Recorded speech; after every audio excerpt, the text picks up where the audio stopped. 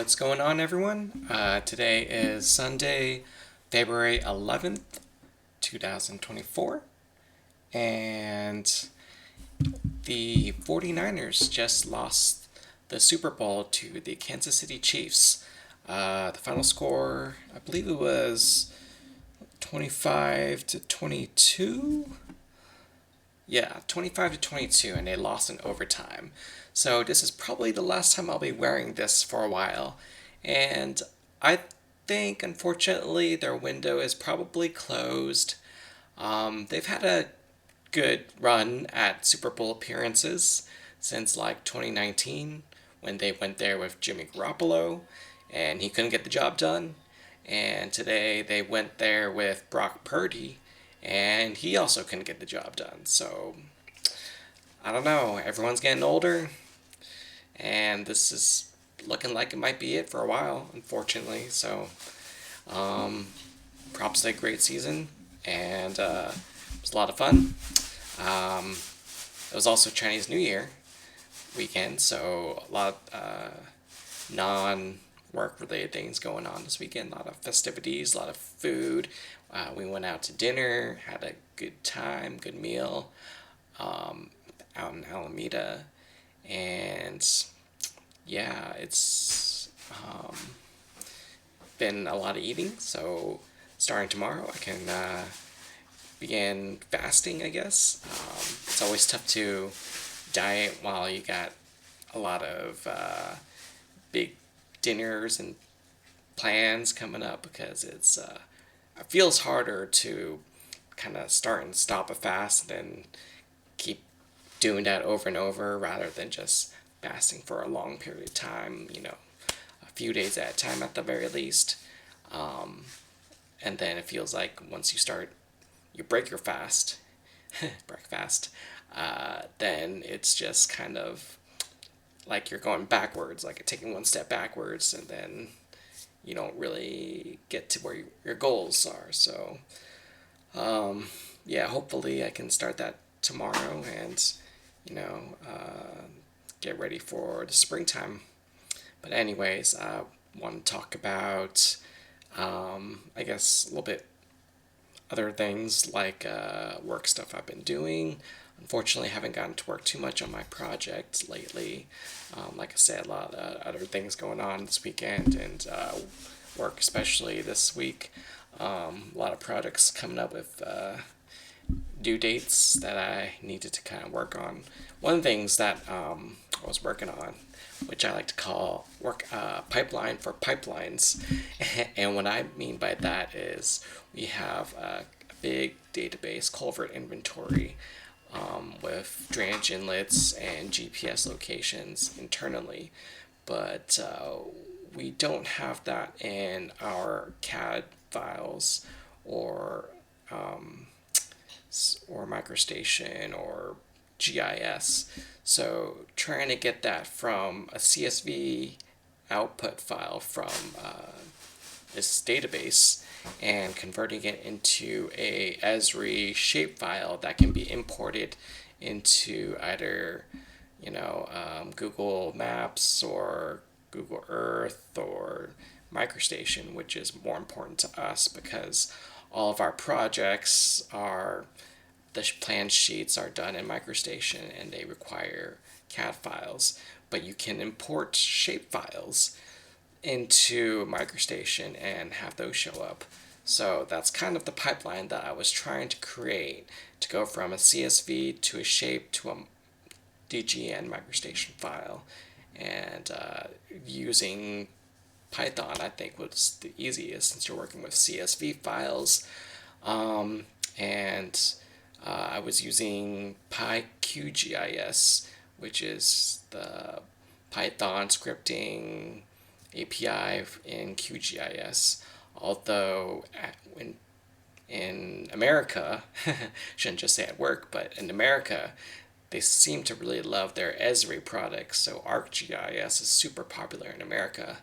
But unfortunately, a personal license, is pretty costly, so I don't have that on any of my computers, and I'm just using QGIS, which the rest of the world uses. It's free, open source, and works great. Um, and so, yeah, I was using that to kind of build this pipeline and test it on my machine locally. And once I kind of got that going, hopefully apply that to some of my projects I'm working on. These are 20 plus mile broadband projects, and I've got like over 10 of them that I need to review. So having being able to see all these culverts overlaid on top of our project plan sheets, that's super helpful, rather than here's a bunch of plan sheets, like here's a 20-mile reach, and good luck, reviewing this. Like, it's just not feasible realistically. Like, you can't do a thorough, good review. So the best thing I think we can do is probably utilize the tools that we do have, which is our culvert inventory, even though it may be not as complete. I mean, the alternative would be just to go use Google Maps, Google Street View, and go block by block, or every 10 feet, and kind of look left, look right for drainage inlets. And even then, you only see the inlets. You don't know where the actual pipes are. So I think having this inventory is probably even better, I would say. Unfortunately, no one at Caltrans has ever developed that pipeline, at least not that I know of. So I just took it upon myself to do that, and hopefully we can, make this some part of our workflow, and hope expedite some of our project reviews, which can take a long time, unfortunately, because we're doing this whole manual process. And even if we look for as-builts, which are even more spottier, it's just not always accurate to what's the latest out there in the field. So there's no real good answer, but I think this is probably the best and most complete and the most timely solution. I believe in the whole work smarter, not harder. So if putting this effort up front to build this pipeline, I think would be fantastic help for everyone, not just myself, but everyone in our department. So I've got something built, and I hadn't touched Python in a while. So working with all these libraries, and I forgot how to do a whole lot of commands. I was like, how do I do console.log in Python? Oh, wait, it's just print. Okay, thanks, Google.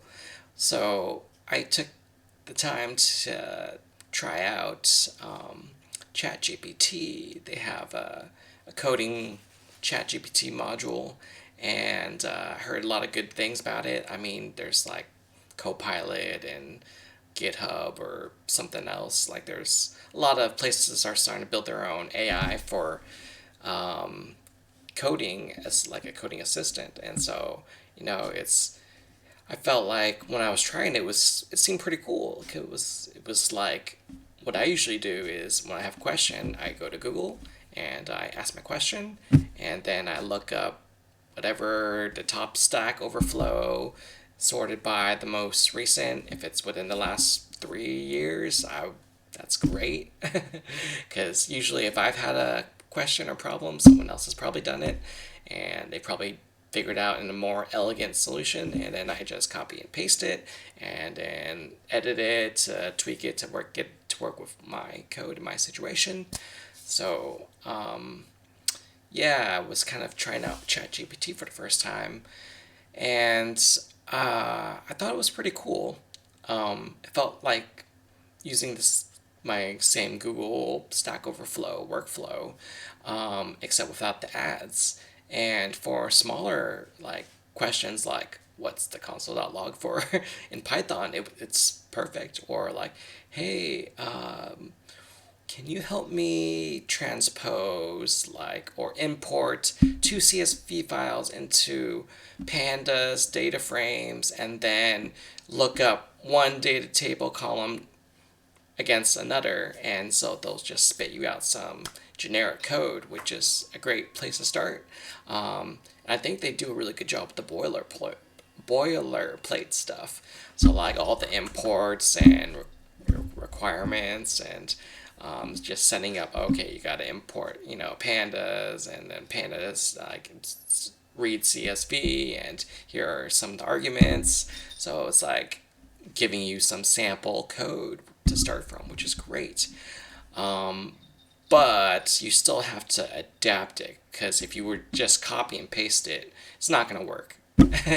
I mean, for simple questions like that, like I haven't worked with Python probably well over a year. And so the libraries, I mean, I learned it at one point. It's just a matter of going back into my notes or some of my old programs, projects, or just looking up on Google, all my questions again. And it just takes time and energy that you could like, ugh. And so the ChatGPT does help you in some respects. But I found that I could do a lot of the same simple things with Google and Stack Overflow. Maybe it would take an extra 5 minutes just because you got to sort through the solutions, rather than ChatGPT just gives you one answer, right?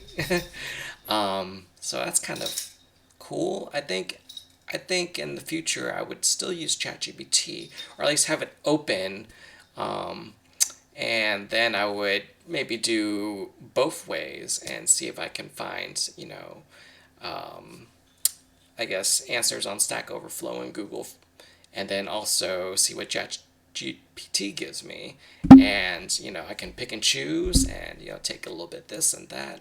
Maybe this idea in ChatGPT is good, but sometimes, like, they totally botched their append statement, which was like kind of strange. I was trying to combine two data frames, and they told me to use append, and that was apparently deprecated, and you got to concatenate.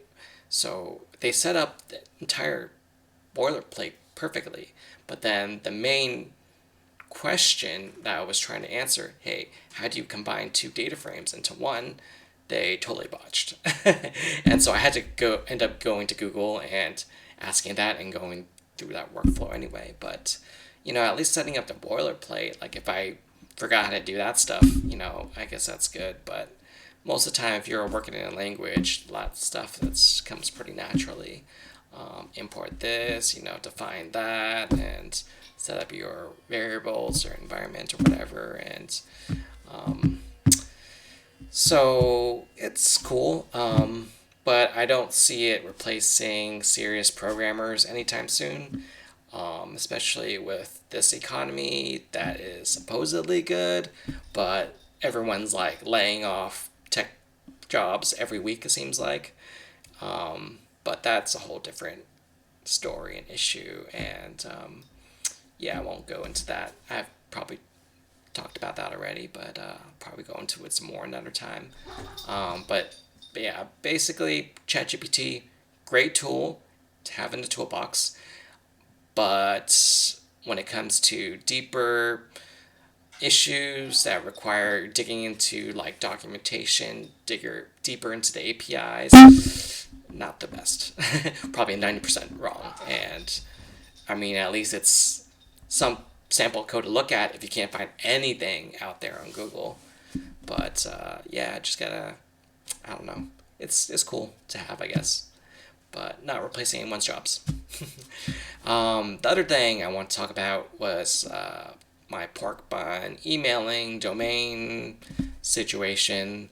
And so, I mentioned a while back that I went from Google Domains to Porkbun, and now I was having issues creating new emails and then trying to receive emails from them and send emails from them. I think I'm able to receive emails to an email address, in this case info@penpublic.com, but I cannot send emails through them. And I was just racking my brains like, why isn't this working? Or I guess like it was so easy to do in Google Domains, so why in the world is Porkbun, which seems to be a really great service, having such issues. And I went through, gosh, so many emails with Porkbun support, and they were really great and being responsive, but it's like they never seen this problem before. And eventually, I think we got to the bottom of it. Porkbun does not support what they call aliasing of emails. And by that, I mean being able to send emails from, say, Gmail, but using that email address. And so normally it's really easy to do, set up, like you just send an email, and then you would say, can I send it as this, and click on it, and it just provides proof that you can, and then it lets you. But Porkbun doesn't allow it. Instead, they want you to pay $24 a month for their email hosting services. So that seems like overkill at this point. And so I think I'm going to look for a more permanent solution, which is kind of disappointing because I had really high hopes for Porkbun. I mean, it's good that I can still receive emails from this email address. I just can't send any, which is problematic. I have an older email that I set up with the same domain at PenPublic.com, and that one, for whatever reason, I can still use and send through that email via my Gmail. But any newer email address, I can't. So I was hoping to save that email address as when I was one day, like CEO or whatever, and be a more personal email that I wouldn't use for like support or info, but you gotta do what you gotta do. So I guess I'll just use that email for now until I find a better, more permanent solution. But that's just, unfortunately, it's just another roadblock that I'll have to address sometime in the near future. Just add that to the to-do list. I got a pretty long to-do list, but that's unfortunate. I was hoping I could find a solution with Porkbun, but I don't know. I was reading maybe Cloudflare. I heard that's doing pretty good right now, and they might have some service. I don't know. I haven't really looked into that yet. So, or maybe the best solution is just to end up paying the $24 a month. When I'm actually got some revenue to show for it, because otherwise, that's yikes. That's that. Last thing, I guess, what's coming up for this next week. We're kind of heading into the midway of February, and I haven't really achieved authentication or setting up user profiles yet, so I kind of feel like I'm behind. I'm going to, look into AWS Cognito some more and IAMs. Just from what I've been looking at, it seems like people online, they tend to use the AWS CLI. Uh-oh. You guys all right? All right, they're just playing. They play rough. But anyways, most people just seem to use like the AWS CLI to set things up, which is cool, and it seems to work, at least in their videos and demos. But I feel like it's this big black box. You're like, set it up for me, please. And if it goes wrong, oh my God, where did it go wrong? I don't know how to fix it. So I've been using, at least for S3, the AWS SDK, which is, I guess, people consider it more lower level. But I feel like you have more control over, everything. But this whole authentication thing is a lot more complicated than just a simple S3 storage, which is you can just call and open or read, and that's all you need. But here, authentication requires a few more steps and interaction with the user, the application, then hitting the Cognito user pool, and then getting you like some access token, which you can pass to identity pool to get your roles and their permissions, and then you can access various parts of the application from there. So it's a lot more involved. I was looking for alternatives that might be easier to implement. I came across Auth. Actually, I saw Auth because they were cutting 10% of jobs, which isn't surprising. But reading online, I guess they're not doing so well either, and they just bumped up their prices. So even though they're the best and easiest solution for authentication for developers, it seems like it might be a no-go because of the current state that their company is in, and raising prices is not great. So my fallback option was always Firebase Auth, which always promoted itself as the simple solution. Hey, get out of there. Kitties. You're not supposed to go inside the bed. But yeah, so worst comes to worst, I'll go back to Firebase Auth. But I feel bad about having to mix platforms, AWS and Google Cloud. And so it kind of, hate to say it, but it kind of makes me go back to the drawing board. Like, hey, if I'm going to be using authentication, do I want to really mix it with S3 and then DynamoDB here and then go back and forth? It would seem to make sense to just stay within one ecosystem. And I've been trying to write my code to be as, platform independent as possible with like different Pina store layers. And so I could just say, here's a AWS store that I can just, call and then pass it back to my main stores for state management. I'm also having issues with reactivity in Pina and the whole state management. So I also need to figure that out. That's also on my to-do list. But in theory, I could be able to swap in my AWS store and then put in a Google store for Firebase. But I'm still not sure what this is. I'll figure this out in the next couple of weeks, I guess. I'll have to look into it some more and, kind of test things out. But that's basically where I'm heading this week, next week. Hopefully I can get more done now that I don't have to worry about football and sports and New Year's and family gatherings, and friends. And not that that's all bad or anything. It's just, it takes time away from me working on my projects. And I really need to, get working to meet my goals for the end of the month.